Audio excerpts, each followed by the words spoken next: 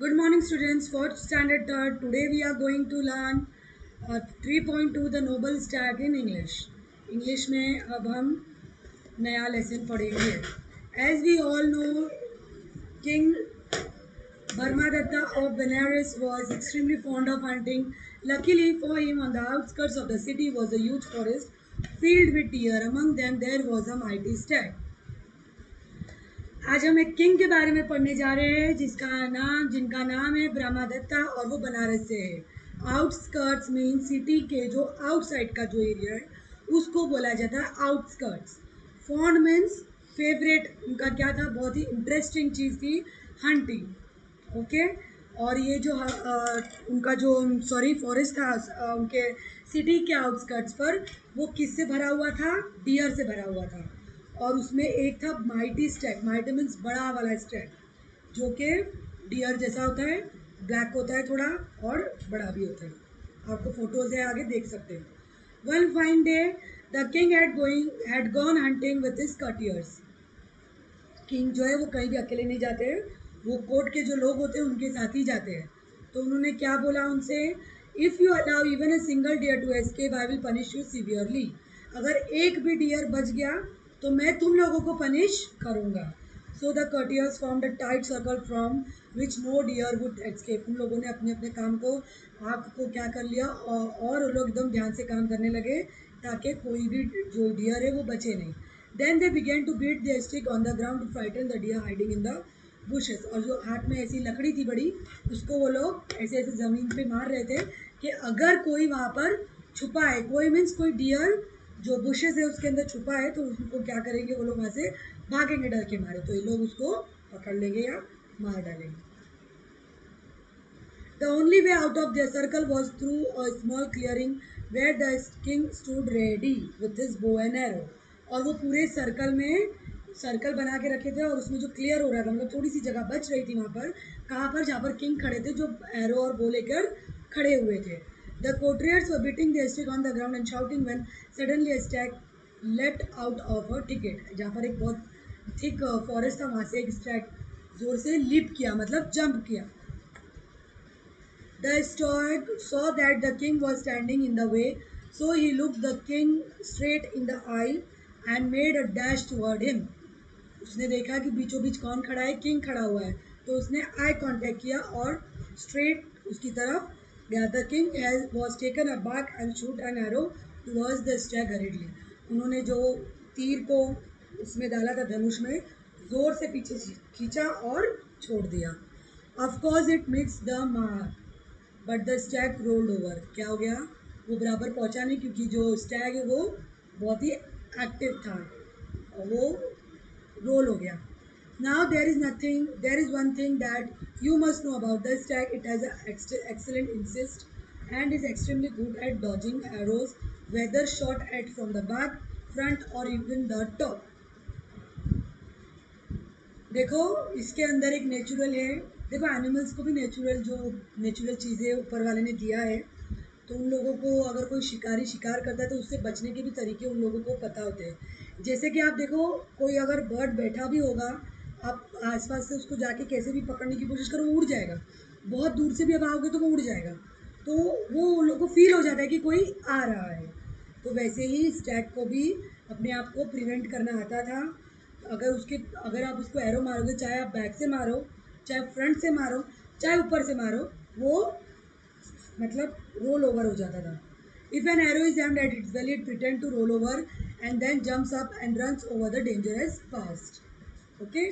So when this stag rolled over the king thought that this arrow has found its mark. अब वो जैसे ही वो role किया, वो एरो के बाद किंग को क्या लगा कि उसने स्टैग को मार दिया. But the Stag suddenly jumped up and shot past the man. When the courtiers realized that the king had been mistaken, they started laughing. और जैसे ही स्टैग ने जंप किया और एक मैन को पास कर दिया, मतलब वो किंग को पास कर दिया, वो ये देखकर जो जितने भी वहाँ पे कोर्टियर्स थे, जैसे ही उन लोगों को रियलाइज है कि किंग क्या हो गए, उल्लू बन गए स्टैग की वजह से, तो उन्होंने हंसना चालू कर दिया. क्योंकि उन्होंने क्या बोला था, आज किसी ने स्टैग को छोड़ा, तो डियर को छोड़ा, तो मैं क्या करूँगा? सीवियर पनिश करूँगा. Now let's see Now the king thought himself to be an excellent marksman and could not bear the taunts of it man. He grabbed his sword and set off into the forest in order to catch the stag. He chased the stag for a quite while and covered a long distance. क्या हो गया, वो अपने आप को बहुत अच्छा marksman मतलब हंटर समझते थे।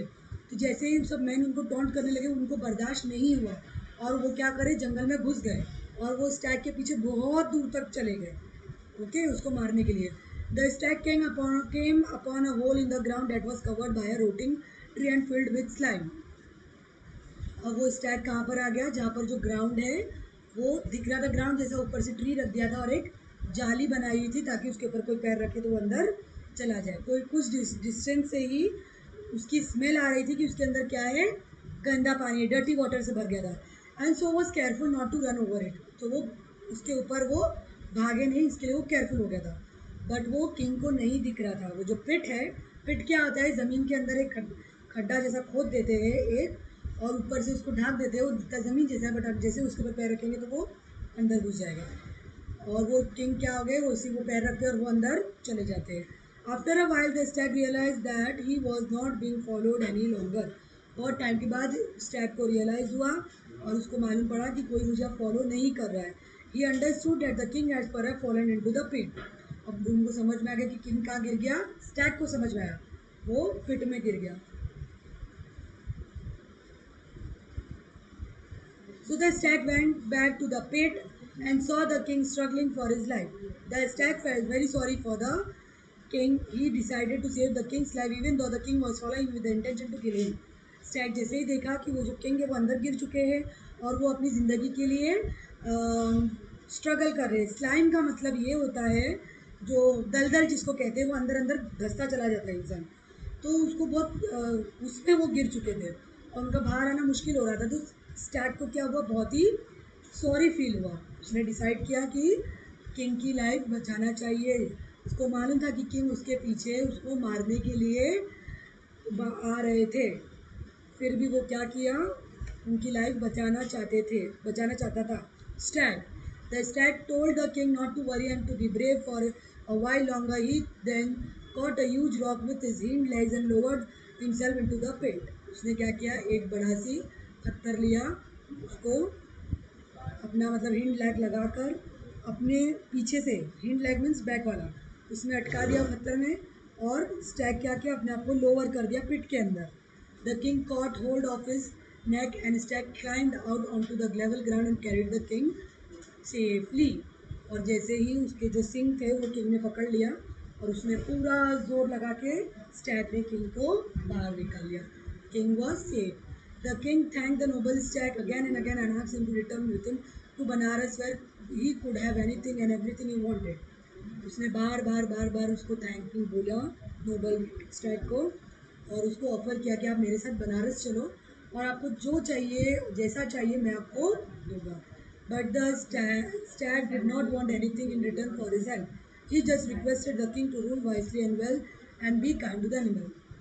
उसने क्या बोल दिया कि मुझे आपका कुछ नहीं चाहिए, मेरी हेल्प की बस एक काम करो कि आप जो रूल करते हो, आप जो किंग हो, जो आपका काम है वो आप अच्छे से करो और एनिमल्स के लिए काइंड रहो, मारो मत। Then the noble stag disappeared into the forest.